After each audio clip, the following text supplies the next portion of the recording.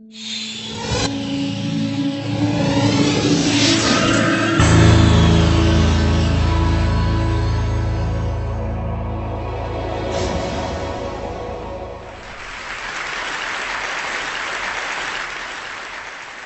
was here 4 years ago, and I remember at the time that the talks weren't put online. I think they were given to TEDsters in a box set of DVDs, which they put on their shelves, where they are now. And actually, Chris called me a week after I'd given my talk and said, "We're going to start putting them online. Could we put yours online?" I said, "Sure." And 4 years later, as I said, it's been seen by it's been downloaded 4 million times. So I suppose you could multiply that by 20 or something to get the number of people who've seen it. And as Chris says, there is a hunger for videos of me. You know.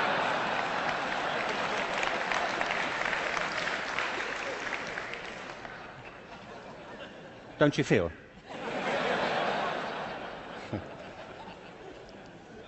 So this whole event has been an elaborate build-up to me doing another one for you, so here it is. Al Gore spoke at the TED conference I spoke at 4 years ago and talked about the climate crisis, and I referenced that at the end of my last talk. So I want to pick up from there, because I only had 18 minutes, frankly. And so as I was saying,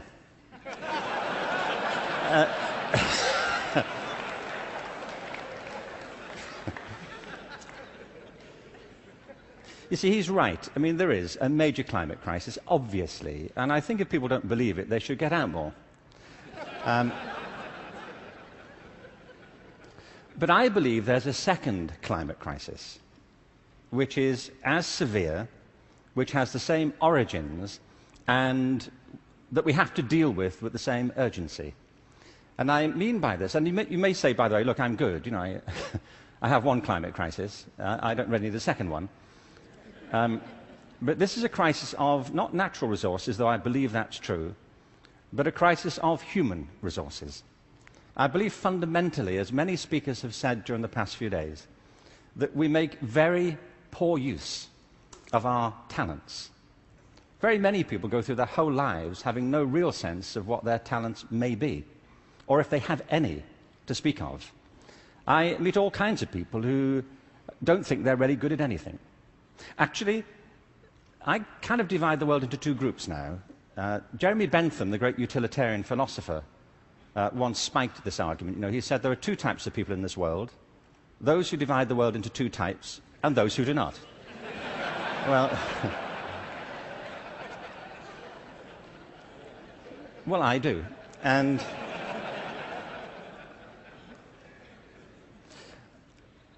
I meet all kinds of people who don't enjoy what they do. They simply go through their lives getting on with it. They get no great pleasure from what they do. They endure it rather than enjoy it and wait for the weekend. But I also meet people who love what they do and couldn't imagine doing anything else. If you said to them, "Don't do this anymore," they'd wonder what you were talking about. Because it isn't what they do, it's who they are. They say, "But this is me. You know, it would be foolish for me to abandon this because it speaks to my most authentic self." And it's not true of enough people. In fact, on the contrary, I think it's still true of a minority of people. And I think there are many possible explanations for it. And high among them is education. Because education, in a way, dislocates very many people from their natural talents. And human resources are like natural resources. They're often buried deep.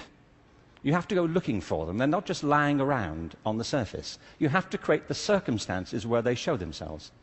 And you might imagine education would be the way that happens, but too often it's not. Every education system in the world is being reformed at the moment, and it's not enough. Reform is no use anymore, because that's simply improving a broken model. What we need, and the word's been used many times during the course of the past few days, is not evolution, but a revolution in education. This has to be transformed into something else.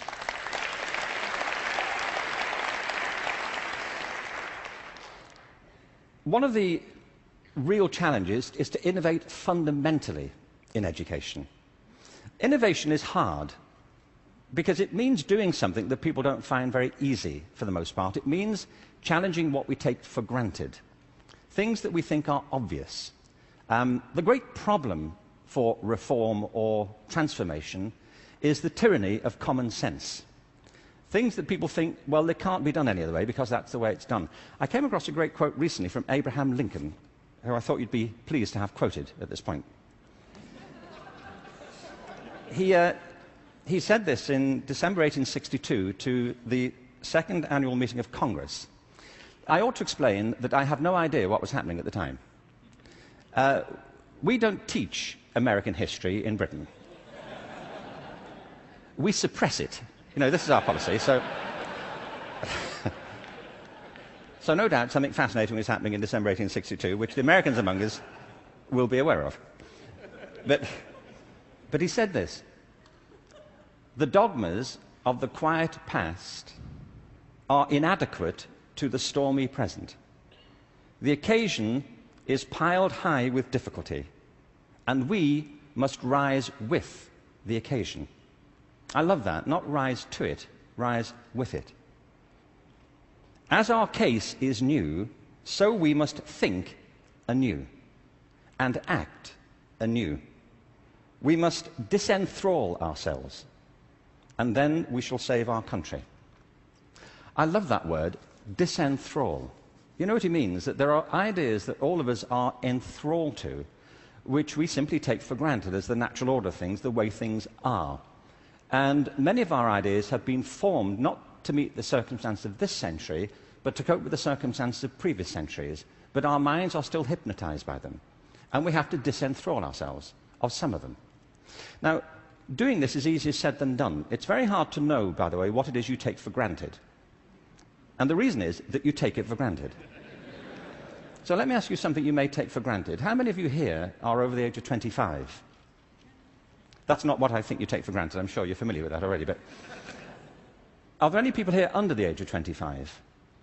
Great. Now, those over 25, could you put your hands up if you're wearing a wristwatch? Now, that's a great deal of us, isn't it? Ask a room full of teenagers the same thing. Teenagers do not wear wristwatches. I don't mean they can't or they're not allowed to. They just often choose not to. And the reason is, you see, that we were brought up in a pre-digital culture, those of us over 25, and so for us, if you want to know the time, you have to wear something to tell it. Kids now live in a world which is digitized, and the time for them is everywhere. They see no reason to do this. And by the way, you don't need to do it either. It's just that you've always done it, and you carry on doing it. My daughter never wears a watch. My daughter Kate, who's 20, she doesn't see the point. You know, as she says, you know, like, it's a single-function device. You know, like... Like, how lame is that? You know, and I say, no, it tells the date as well. You know, it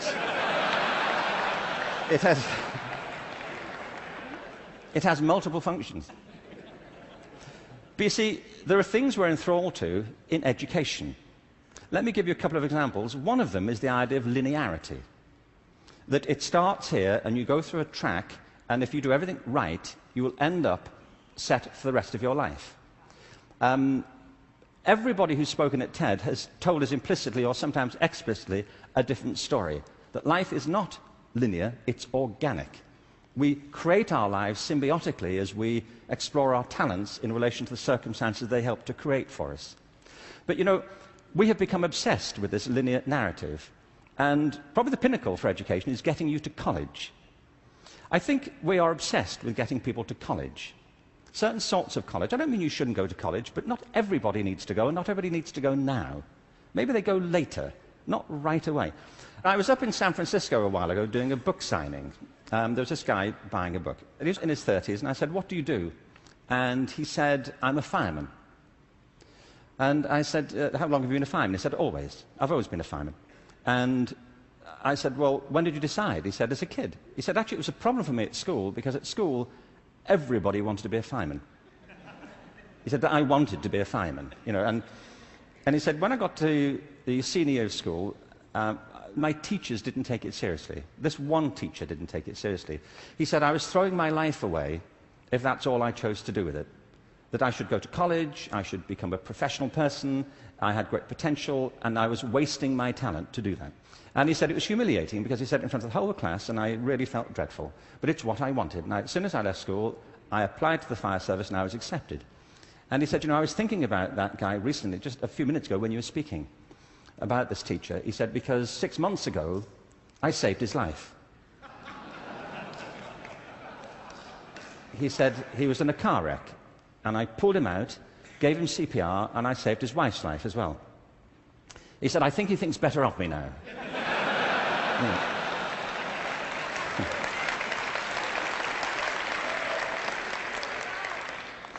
You know what I mean? Human communities depend upon a diversity of talent, not a singular conception of ability. And at the heart of our challenges, at the heart of the challenge is to reconstitute our sense of ability and of intelligence. This linearity thing is a problem.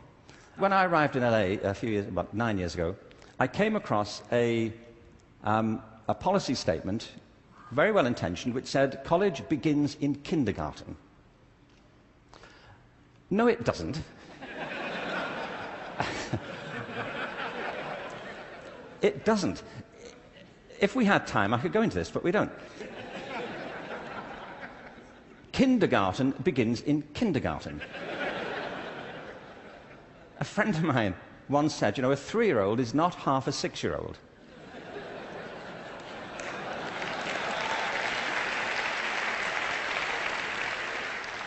They're 3.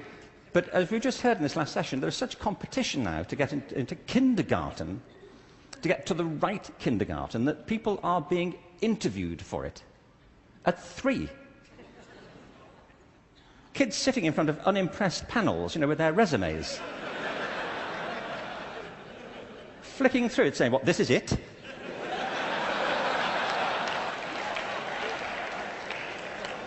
You've been around for 36 months and this is it. You know,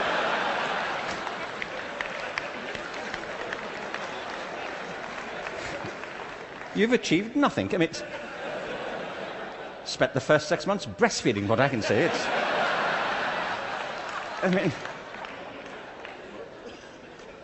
It's outrageous as a conception, but it tracks through. The other big issue is conformity. We have built our education systems on the model of fast food. This is something Jamie Oliver talked about the other day. You know, there are 2 models of quality assurance in catering. One is fast food, where everything is standardized. The other are things like Zagat and Michelin restaurants, where everything is not standardized. They're customized to local circumstances. And we have sold ourselves into a fast food model of education.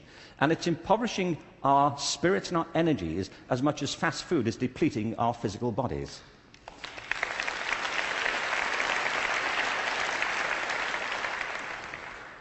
I think we have to recognize a couple of things here. One is that human talent is tremendously diverse. People have very different aptitudes. I worked out recently that I was given a guitar as a kid at about the same time that Eric Clapton got his first guitar.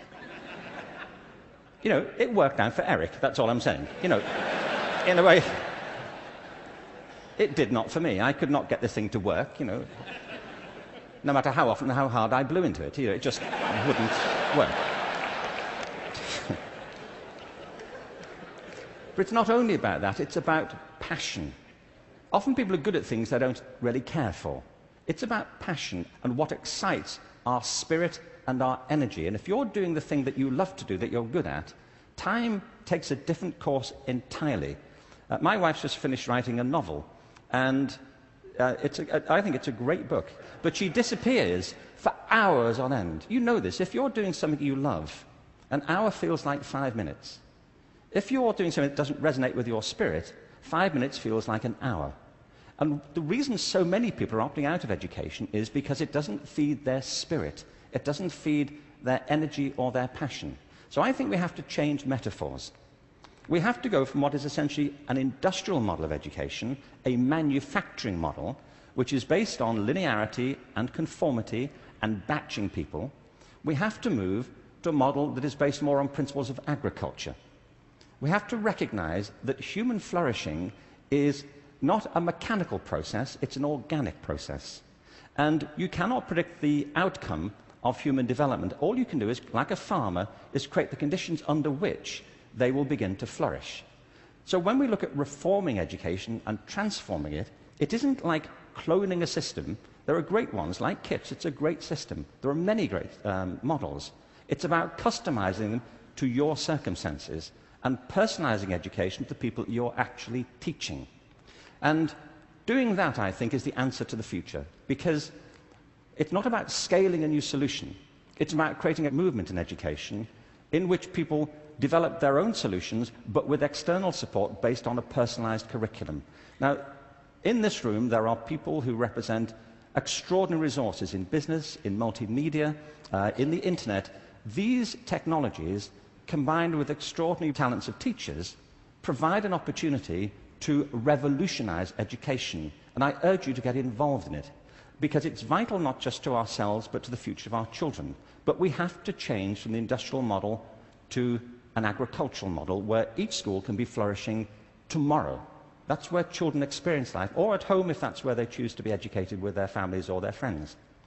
There's been a lot of talk about dreams over the course of this few days. And I wanted just to, very quickly, I was very struck by Natalie Merchant's songs last night, recovering old poems. I wanted to read you a quick, very short poem from W.B. Yeats, who some of you may know. He wrote this to his love, Maud Gone, and he was bewailing the fact that he couldn't really give her what he thought she wanted from him. And he says, "I've got something else, but it may not be for you." He says this: "Had I the heavens embroidered cloths, enwrought with gold and silver light, of blue and the dim and the dark cloths, of night and light and the half-light, I would spread the cloths under your feet.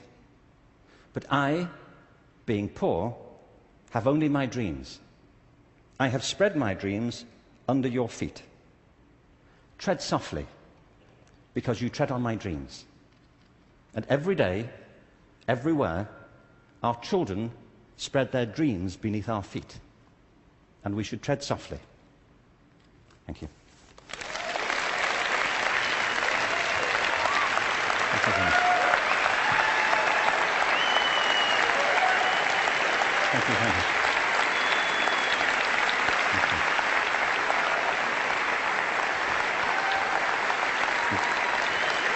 Thank you very much.